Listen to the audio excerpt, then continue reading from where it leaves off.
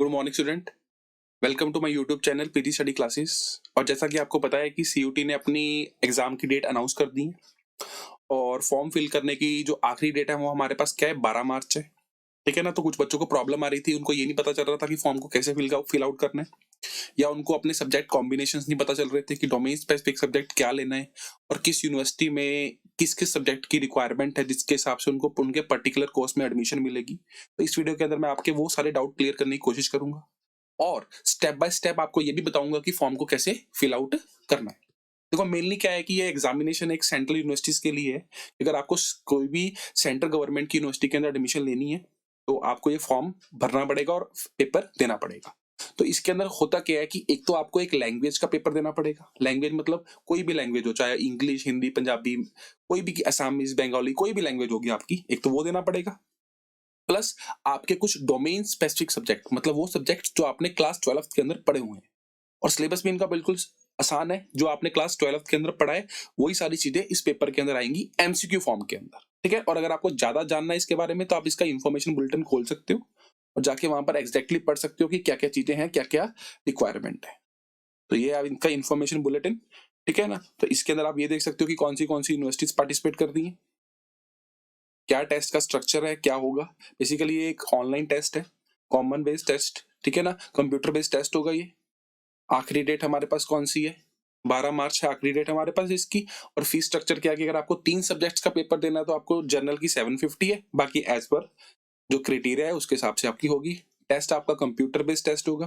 13 language होंगी जिसमें से आपको एक का टेस्ट देना पड़ेगा। और डोमेन स्पेसिफिक सब्जेक्ट, देखो ये वो सब्जेक्ट्स हैं जो आपने क्लास 12 के अंदर आपके पढ़े हैं और उनका सिलेबस सेम क्लास 12 वाला ही होगा। ठीक है ना। तो ये सारी चीजें आपकी होंगी। और मेनली अगर आपको ये देखना है कि अपना स्पेसिफिक सिलेबस उस सब्जेक्ट का क्या है तो वो सिलेबस वाली साइट पे आप जाकर देख सकते हो। ठीक है। और जो ये वेबसाइट है हमारे, हम जो हमने खोली है, देखो सबसे पहले आप अपना cut.samarth.ac.in इसको ओपन करने के बाद आपके पास कुछ ऐसा यूजर इंटरफेस खुल जाएगा और उसके बाद आप ये सारी चीजें जान सकते हो। तो सिलेबस में आप देख सकते हो कि आपके सब्जेक्ट का क्या क्या सिलेबस आएगा, उसको आप डाउनलोड करके भी देख सकते हो इजीली। और यूनिवर्सिटीज में जाके आप ये देख सकते हो कि कौन सी आपकी यूनिवर्सिटी सेंट्रल वाली इसमें पार्टिसिपेट कर रही है। जैसे फॉर एग्जाम्पल कि अगर हम बात करें कि हमें यूनिवर्सिटी ऑफ दिल्ली देखना है, तो दिल्ली यूनिवर्सिटी भी पार्टिसिपेट कर रही है। और इसके अंदर आपको ये देखना है कि आपका कौन सा कोर्स है और उस कोर्स के अंदर किस किस चीजों की रिक्वायरमेंट है। तो वो सारा कुछ दे रखा है उन्होंने कि कोर्स कौन सा है, किस किस चीज की उनको क्या है, रिक्वायरमेंट है। तो जैसे अगर हम बात करें कि बीकॉम की बात करें हम कॉमर्स स्टूडेंट्स के लिए, तो कॉमर्स स्टूडेंट बेसिकली किसको करते हैं, बीकॉम को करते हैं। तो बीकॉम ऑनर्स की बात करें तो उसके लिए किस चीज की जरूरत है कि एनी वन फ्रॉम सेक्शन 1। देखो सेक्शन 1 में सिर्फ 13 लैंग्वेजेस आ रही हैं आपकी, जिसमें से आपको कोई भी एक चुननी पड़ेगी। प्लस या तो मैथ्स या अप्लाइड मैथ्स या अकाउंटेंसी। एक क्या होगा आपका लैंग्वेज, एक सब्जेक्ट डोमेन स्पेसिफिक सब्जेक्ट कौन सा होगा, या अकाउंट्स या मैथ या अप्लाइड मैथ। और एनी टू फ्रॉम सेक्शन 2। देखो सेक्शन 2 में भी वही सब्जेक्ट्स होंगे आपके domain specific, like economics, physical, business. इनको इनमें से आप कोई भी चुन सकते हो। तो अगर आपको बीकॉम ऑनर्स में एडमिशन लेनी है दिल्ली यूनिवर्सिटी के अंदर तो आपको एक तो लैंग्वेज चुननी पड़ेगी कोई भी, प्लस 3 स्पेसिफिक सब्जेक्ट का पेपर देना पड़ेगा। अकाउंटेंसी तो होगा ही होगा कंपलसरी, या मैथ या अप्लाइड मैथ हो सकता है। और एनी टू फ्रॉम सेक्शन 2। तो सेक्शन 2 के अंदर बहुत सारे सब्जेक्ट्स हैं। जो अगर आप कॉमर्स वाले हो तो आप तो बेसिकली इकोनॉमिक्स, बिजनेस, फिजिकल, इनमें से कुछ भी चुन सकते हो। और भी सभी सब्जेक्ट्स हैं उसको आप देख सकते हो। ठीक है ना। और नॉर्मली हमारे पास क्या है कि अच्छा ये भी कुछ और भी क्राइटेरिया है कि कॉम्बिनेशन 1 क्या है कि any one language from list A, या any two subject from list B1, या any one subject either from list B1 और लिस्ट B1। तो B1 B2 लिस्ट वही है, डोमेन स्पेसिफिक सब्जेक्ट हैं आपके 27, उनमें से आप कोई भी 2-3 सब्जेक्ट चुन सकते हो। ठीक है ना। और बीकॉम के अंदर अगर आपको चाहिए, बीकॉम के अंदर सिंपल, तो कोई भी आप सेक्शन 1 से और एनी 3 फ्रॉम सेक्शन 2। सेक्शन 1 मतलब क्या, कोई भी एक लैंग्वेज और कोई भी 3 सब्जेक्ट अपने सेक्शन 2 से, या any one from section 1, any one from section 2 और सेक्शन 3। देखो सेक्शन 3 में सिर्फ और सिर्फ एक टेस्ट है, जनरल टेस्ट। जनरल मतलब जिसमें जीके वगैरह ये सब कुछ आएगा। तो या तो आप नॉर्मल ये कर सकते हो या ये। तो आपका ये स्पेसिफिक सब्जेक्ट्स हैं, ये लिस्ट है आपकी, आप उसको एक बार अच्छे से चेक कर लीजिए। जैसे ये कॉम्बिनेशन आपको बता रखा है कि any one language from list है, तो लिस्ट ए दे रखी होगी, उसमें से एक लैंग्वेज चुननी पड़ेगी आपको। 13 में से कोई भी लैंग्वेज वो तो देनी देनी पड़ेगी। Plus any two subject from list B1, तो B1 लिस्ट के अंदर वही 27 आपके डोमेन स्पेसिफिक सब्जेक्ट्स होंगे, like accountancy, economics, business, physical, उनमें से कोई 2 सब्जेक्ट प्लस लिस्ट B1 और लिस्ट B2 में से भी एक और सब्जेक्ट, यानी कि टोटल 3 सब्जेक्ट्स आपको चुनने पड़ेंगे। चाहे आप B1 से चुन लीजिए, चाहे B2 से चुन लीजिए, ठीक है ना।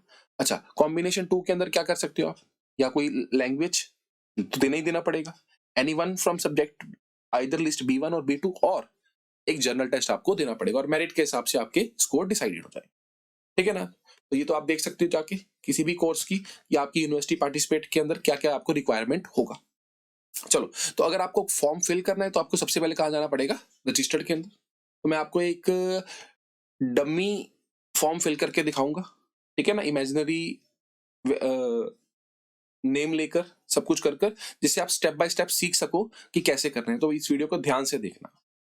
देखो, सबसे पहले आपको क्या करना है, अपना नाम एंटर करना है। तो नाम वही वाला एंटर करना जो आपकी 10th की मार्कशीट के ऊपर एग्जैक्टली हो। जैसे मैं एक एग्जांपल राहुल यादव लिख लेते हैं, फादर का नाम क्या है, महेंद्र यादव, ठीक है ना। और ये वही लिखना जो आपके 10th के सर्टिफिकेट पे हो एग्जैक्टली। और मदर का नाम will be Sushila Devi.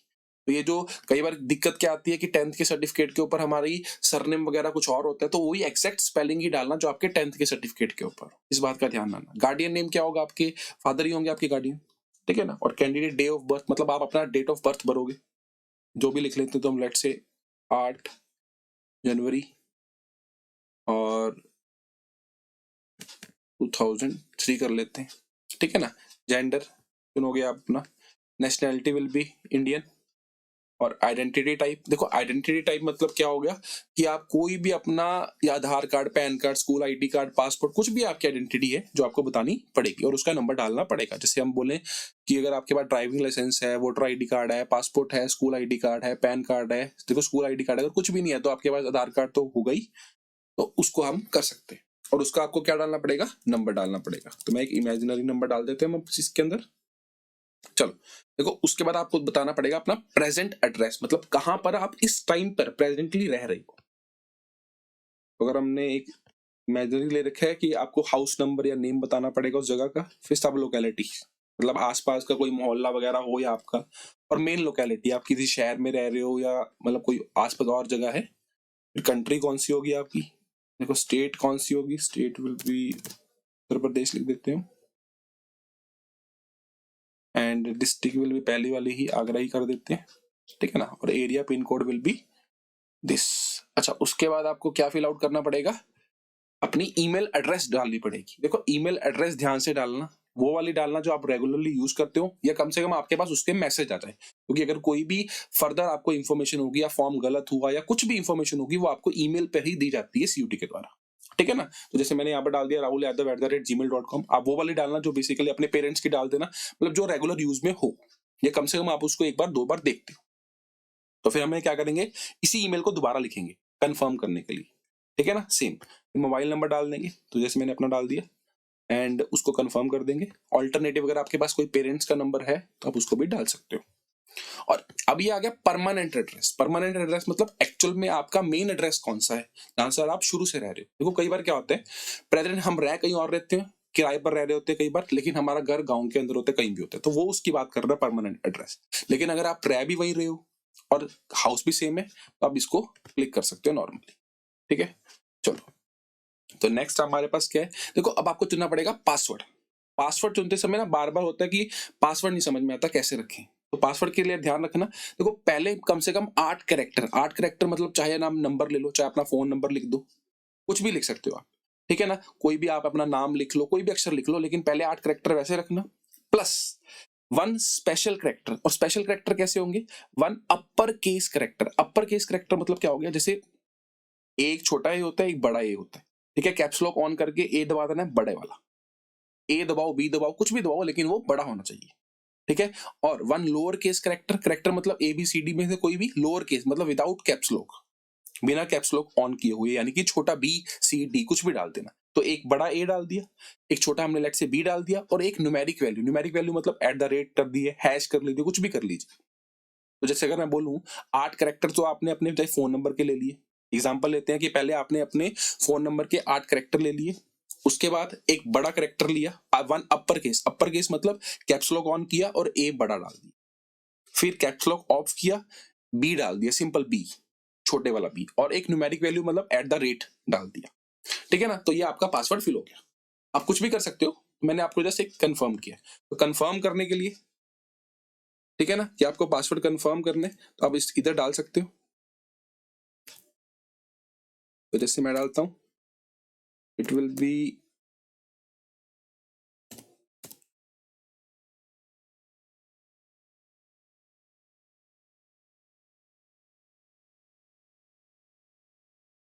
Password confirm नहीं हुआ, शायद मैंने कुछ गलत डाल दिया हो।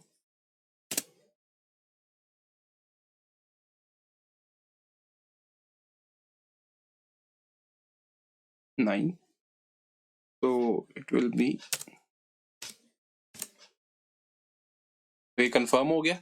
अच्छा, अब क्या होता है, आपको एक सिक्योरिटी क्वेश्चन चुनना पड़ेगा। मतलब कल को आप पासवर्ड भूल जाते हो, अपना कुछ भी कर सकते हो, तो इस सिक्योरिटी क्वेश्चन के आंसर से आप पासवर्ड को दोबारा रिकवर कर सकते हो। तो जैसे मैंने लिखा what is your favourite books, तो मैंने लिख दिया लेट्स से अकाउंट्स लिख देता हूँ मैं। ठीक है ना, तो अब आप इसको क्या कर दो, सिक्योरिटी पिन भर दो। तो हम उसके बाद क्या कर देंगे, सबमिट कर देंगे इसको। ठीक है, तो ये ईमेल एड्रेस ऑलरेडी रजिस्टर्ड है, क्योंकि मैं एक बार इसका फॉर्म भर चुका हूँ। ठीक है ना, तो मैं इसको एक बार फॉर्म भर चुके हैं मैं इस बार, तो बट आपका ऐसा नहीं आएगा।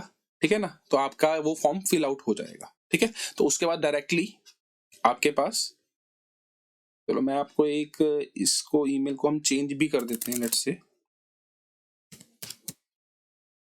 इसको मुकेश यादव लिख देते हैं।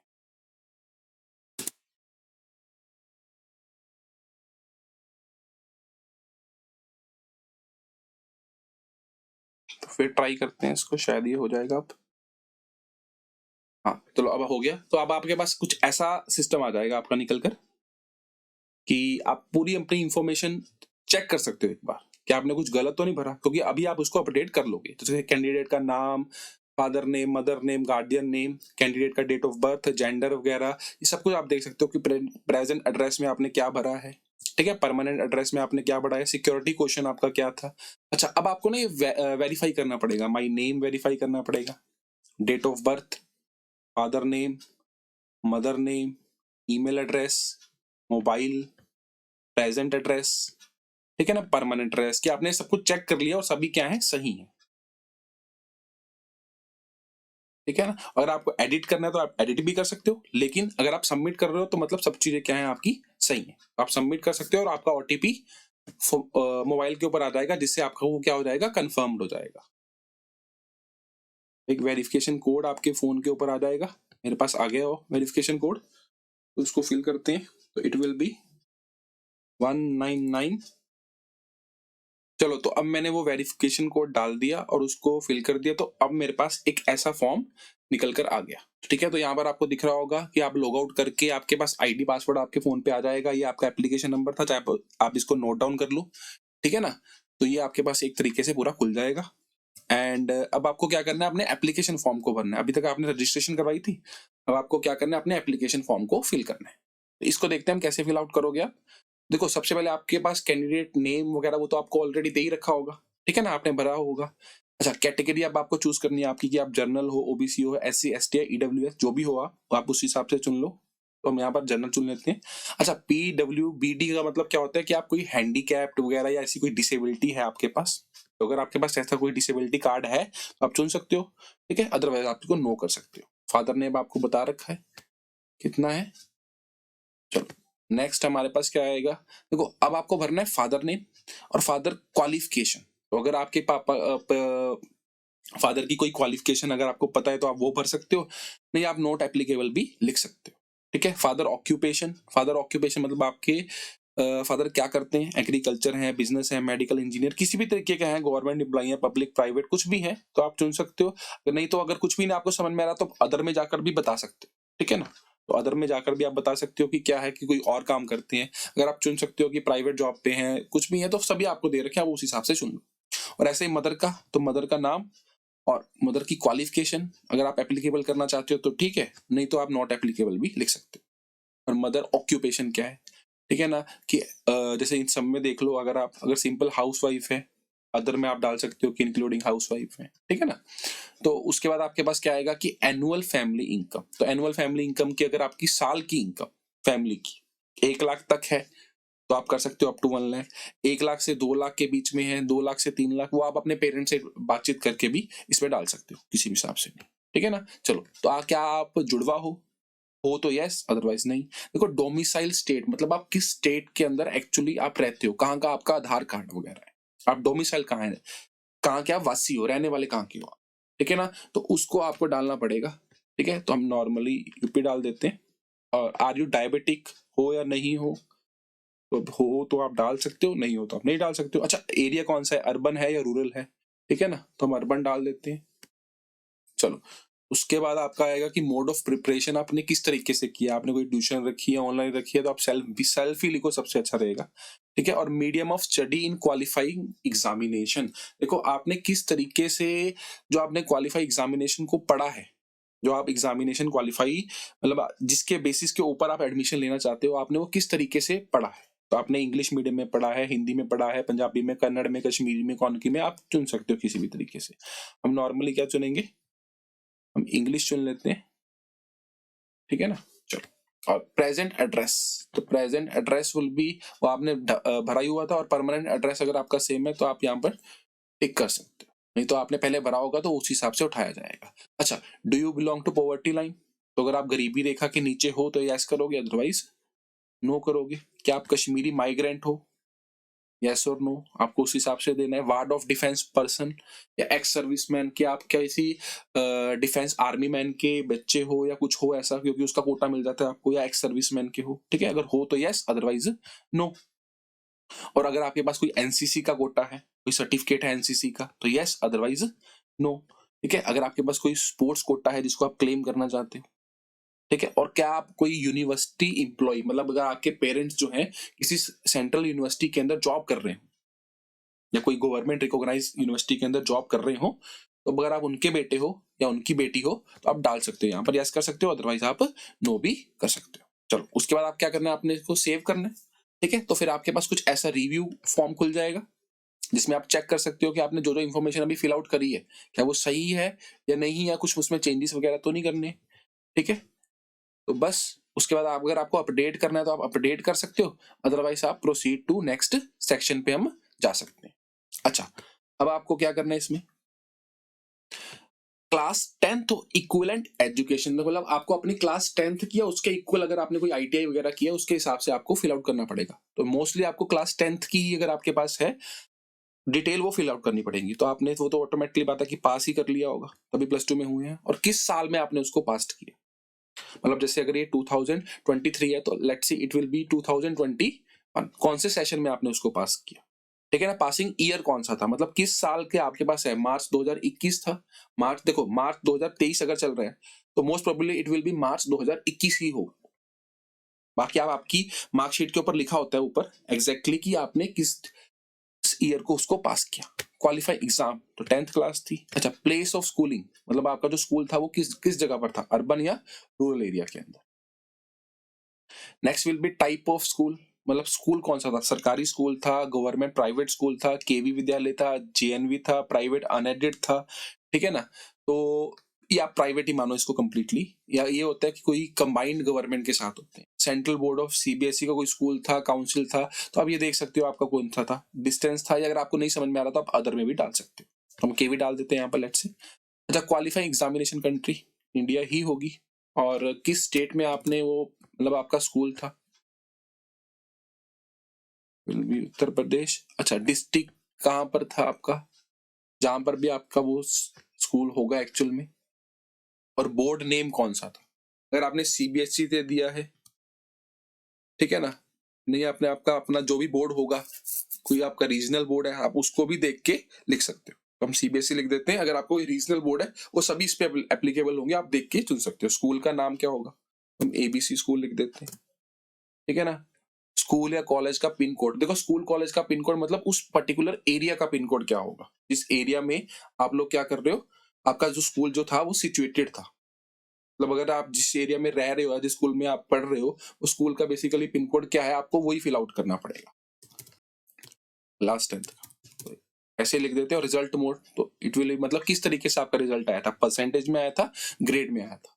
परसेंटेज के अंदर आया था अगर आपका रिजल्ट, तो मैक्सिमम मार्क्स, मतलब आपको 10th उसके 10th क्लास के अंदर मैक्सिमम मार्क्स कितने थे, मतलब आप ये नहीं कि जो टॉपर था, मैक्सिमम मार्क्स मींस मतलब कितने में से नंबर आए हैं आपके। तो लेट्स से अगर हम बात करें कि 1000 मार्क्स मैक्सिमम थे और आपने कितने ऑब्टेन किए, आपने 700 ऑब्टेन किए, तो आपकी परसेंटेज कितनी होगी, 70% होगी, ठीक है ना। अच्छा, अब हम बात करते हैं क्लास 12th की।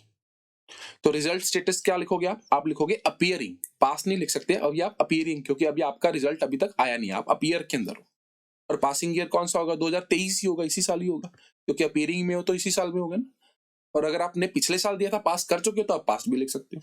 Qualify exam will be 12th, वही same, place of schooling will be urban, type of school कौन सा था, तो हमने ऊपर के भी भरा था। तो आप देख लेना कि इस बार आप 12वीं, क्योंकि कई बार क्या होता है 10वीं हम किसी और स्कूल से करते हैं, 12वीं किसी और स्कूल से करते हैं, तो जरूरी नहीं है सेम भरना है, देख लेना किस हिसाब से आप कर रहे, आपका स्कूल कहां पर है, कैसे नहीं। तो क्वालिफाई एग्जामिनेशन स्टेट कौन सी है, उत्तर प्रदेश कर देते हैं, और district will be Agra, same. और उसके हिसाब से बोर्ड नेम कौन सा था, तो बोर्ड नेम कौन सा था, सीबीएसई था हमारा। तो अगर आपका कोई और बोर्ड है, सीबीएसई नहीं है, ठीक है ना, और कोई बोर्ड है, लेट्स से आपका यूपी बोर्ड है, ठीक है ना, हरियाणा बोर्ड है, कोई भी बोर्ड है, तो आप वो आपको सभी डिटेल में मिल जाएंगे, आप उसको क्लिक कर सकते हो, ठीक है। अच्छा, स्कूल नेम क्या था, तो हम एबीसी स्कूल भर देते हैं। स्कूल का पिन कोड क्या था, ठीक है ना, स्कूल का पिन कोड, मतलब आपने जो 12वीं की है वहां का पिन कोड क्या था, तो मैं देखो पिन कोड फिल करने के बाद आपके पास अगला जो कॉलम है वो है रोल नंबर का। तो रोल नंबर के अंदर आपको क्या रोल नंबर भरना है, जो आपको अभी आपने स्कूल ने दे दिया होगा, आपकी क्लास 12th का रोल नंबर, जो बोर्ड का रोल नंबर है ना, आपको वो फिल करना है। तो अगर आपको नहीं मिला तो आप अपने स्कूल से ले सकते हो, और अगर आपको एडमिट कार्ड आपके दे दिए गए हैं स्कूल के द्वारा, तो वो जो एडमिट कार्ड के अंदर रोल नंबर लिखा हुआ है ना आपका, वो इसके अंदर हमने क्या करना है, फिल आउट करना है। तो मैं इसके अंदर कुछ भी फिल कर देता हूँ, लेट्स से 11111 फिल करता हूँ, लेकिन आपने क्या फिल करना है, जो आपका एडमिट कार्ड के ऊपर जो बोर्ड का क्लास 12th का रोल नंबर है ना, वो फिल करना है, बिकॉज ये आपका क्वालिफाइंग एग्जाम है। तो अगर आपको नहीं मिला तो आप अपने स्कूल से एडमिट कार्ड लेकर या उसका सिर्फ रोल नंबर लेकर आप स्कूल से पूछ सकते हो। चलो, तो इसके बाद हम इसको क्या कर देंगे, सेव कर देंगे, तक रोल नंबर आपको मिल गए होंगे, ठीक है ना। तो अब आप क्या कर दोगे, सेव कर दो। चलो, अगर आपको इसमें कुछ अपडेट वगैरह करना है तो अपडेट कर सकते हो, ठीक है, नहीं तो आप इसको चेक करके सीधा प्रोसीड टू नेक्स्ट सेक्शन पे जा सकते हो। देखो, अब ये है एग्जामिनेशन सेंटर डिटेल, मतलब आपको पेपर देना है तो किस स्टेट में और किस सिटी में आप रेफरेंस करना चाहते हो। कई बार क्या होता है कि हम 12वीं के बाद कहीं और शिफ्ट हो रहे होते हैं, तो अगर आप वहां पर, आपको देखो मई के अंदर आप कहां पर होगी, तो प्रेफरेंस देना कि अगर मई के अंदर आप अपनी स्टेट के अंदर होगे तो ज्यादा बढ़िया है। अगर आप कहीं और होगे तो जहां पर भी आपका प्लान होगा मई के अंदर जाने का, वहां उस टाइम के अंदर आप जहां पर भी देना चाहो पेपर वहां पर दे सकते हो। तो आपके पास कौन सी स्टेट सेंटर सिटी प्रेफर्ड है, it will B Delhi, Haryana, UP और उत्तराखंड, ठीक है ना। तो दिल्ली कर देते हैं हम, और दिल्ली के अंदर ये हो गया। और second state will be Uttar Pradesh, तो उत्तर प्रदेश के अंदर जो जो भी आपके पास सेंटर्स होंगे वो आप देख सकते हो। देखो, ये जो सेंटर की प्रेफरेंस है ना, ये आपकी स्टेट के हिसाब से आपके नियर बाय जो 4 स्टेट थी वो दी गई है। तो अगर आप कोई और स्टेट चुनते तो आपको उसके हिसाब से दिया जाती। चलो, तो हमने इसको सेव कर दिया। अगर आपको अपडेट करना है तो आप अपडेट कर सकते हो, नहीं आप प्रोसीड टू नेक्स्ट सेक्शन पे भी जा सकते हो।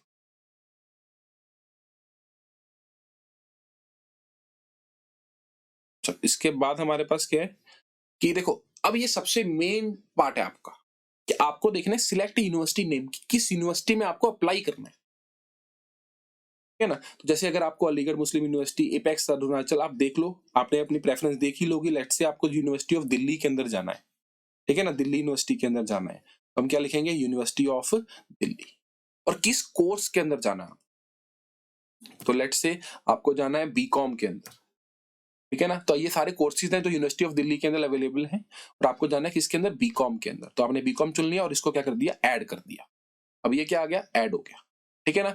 और आपको पता चल जाएगा कि यूनिवर्सिटी ऑफ दिल्ली में बीकॉम की क्या क्या सब्जेक्ट रिक्वायरमेंट है, तो आप एलिजिबिलिटी भी यहाँ से चेक कर सकते हो। और अगर आपको ये नहीं लगा, आप इसको रिमूव कर सकते हो यहाँ से। और अगर आपको मान लो 2 यूनिवर्सिटी दूसरी यूनिवर्सिटी में अप्लाई करना है, लेट्स से आपको यूनिवर्सिटी ऑफ इलाहाबाद के अंदर भी अप्लाई करना है, तो आप यहाँ पर फिर दोबारा से यूनिवर्सिटी ऑफ इलाहाबाद करोगे और फिर देखोगे कि आपको कौन से सब्जेक्ट की रिक्वायरमेंट है। ठीक है ना। तो let's say it will B BA LLB या जो भी है आपका, ठीक है ना, आप उसको क्या कर सकते हो, ऐड ऑन कर सकते हो इससे आराम से, ठीक है। तो जितनी भी ऐसे बार बार आप ऐड करके जितनी भी आप यूनिवर्सिटी सिलेक्ट करना चाहते हो आप कर सकते हो, जितने भी कोर्सेज सिलेक्ट करना चाहते हो। तो मान लो आपको यूनिवर्सिटी ऑफ दिल्ली के अंदर ही दूसरा कोर्स सिलेक्ट करना है, लेट्स से कि आपको यूनिवर्सिटी ऑफ दिल्ली के अंदर मतलब 2 कोर्सेज के लिए अप्लाई करना है, तो आप दोबारा भी यहाँ पर जा सकते हो। दोबारा हम इसको करके देखते हैं। तो ये जैसे बीकॉम ऑनर्स आ गया ये, ठीक है ना, तो आप इसको फिर ऐड कर दो, तो आपके 2 कोर्सेज ऐड हो गए, ठीक है ना। तो आपको जैसे भी करना है आप उसके हिसाब से कर सकते हो, जितनी भी यूनिवर्सिटीज के अंदर आपको अप्लाई करना है,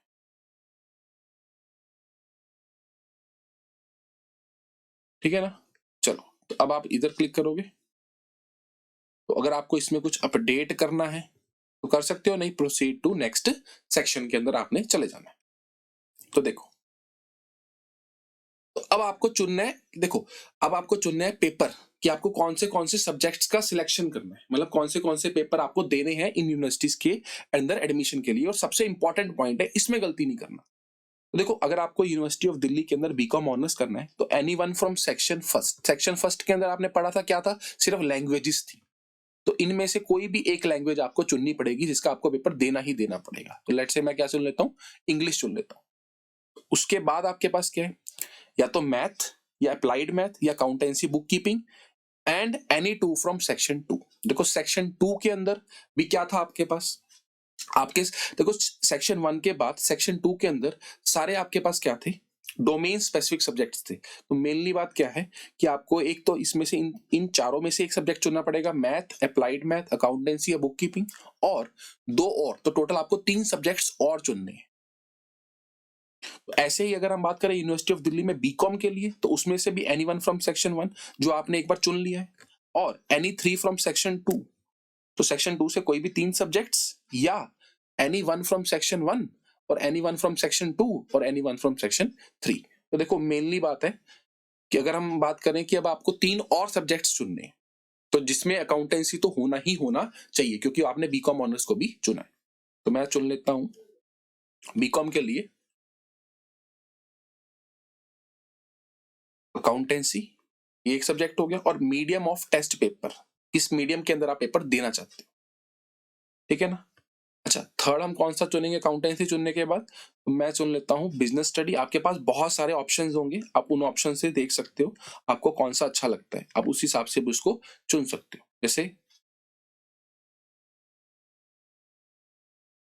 chemistry, environmental study, engineering, fine arts, ठीक है ना, geography, home science, performing art, physical education भी है, तो हम एक सब्जेक्ट फिजिकल एजुकेशन चुन लेते हैं, ठीक है ना। तो उसके अंदर कोई रोक नहीं है आपको, आप उसको भी चुन सकते हो, ठीक है ना। तो ये आपकी एक क्राइटेरिया पूरा हो गया कि एनी वन फ्रॉम सेक्शन 1 और एक अकाउंटेंसी और 2 सब्जेक्ट सेक्शन 2 से, मतलब यही वाले हो गया आपके। और इसका बीकॉम का भी हो गया कि एनी वन फ्रॉम सेक्शन 1 और एनी 3 फ्रॉम सेक्शन 2।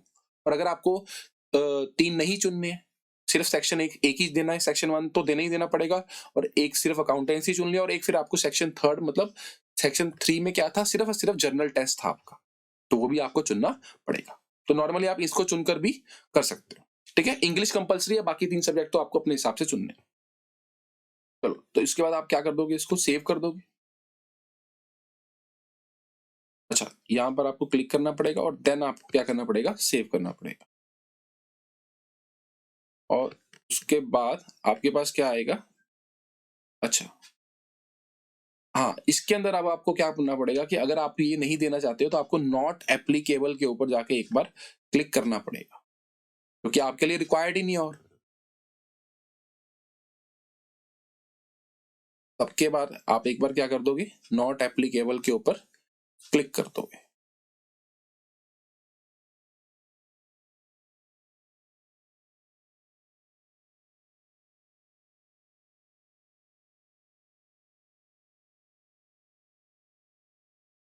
तो ये हमने सबके अंदर जो रिमेनिंग थे, जो नॉट एप्लीकेबल थे, उनके अंदर क्लिक कर दिया। उसके बाद आप क्या करोगे, सेव के ऊपर ऑप्शन क्लिक कर दोगे, तो आपका ये सारा क्या हो गया, सेव हो गया। देखो, ठीक है ना। तो ये आपके सारे पास आ गया कि आपने कौन से सब्जेक्ट्स चुने हैं, कौन सा मीडियम के हिसाब से आपने पेपर देना है, ठीक है, यूनिवर्सिटी के लिए चुना है आपने।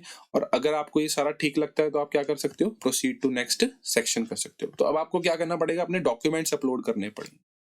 कैंडिडेट की फोटोग्राफ, तो एक तो आपको अपनी फोटोग्राफ लगानी पड़ेगी। देखो फोटो एंड सिग्नेचर रिगार्ड इस फॉर्म के अंदर होनी चाहिए, और जो फोटो है, फोटो का साइज है वो 10 केबी से लेकर 200 केबी तक की लिमिट के बीच में होना चाहिए, और सिग्नेचर आपके 4 केबी से 30 केबी के बीच में होने चाहिए।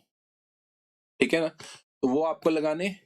ठीक है, उसके बाद आपको क्या करना है, प्रीव्यू करना है, और प्रीव्यू करने के बाद, क्योंकि इसके बाद अब हम फोटो और हमारे पास सिग्नेचर नहीं है, और उसके बाद आपको डायरेक्टली जाकर क्या करना है, अपनी फीस पे आउट कर देनी है, और आपका फॉर्म क्या हो जाएगा, फिल हो जाएगा। तो जहां तक आपको रिक्वायरमेंट थी, इन्हीं चीजों के अंदर आपको डाउट आना था, वो मैंने आपका क्या कर दिया, सॉल्व कर दिया। Thank you.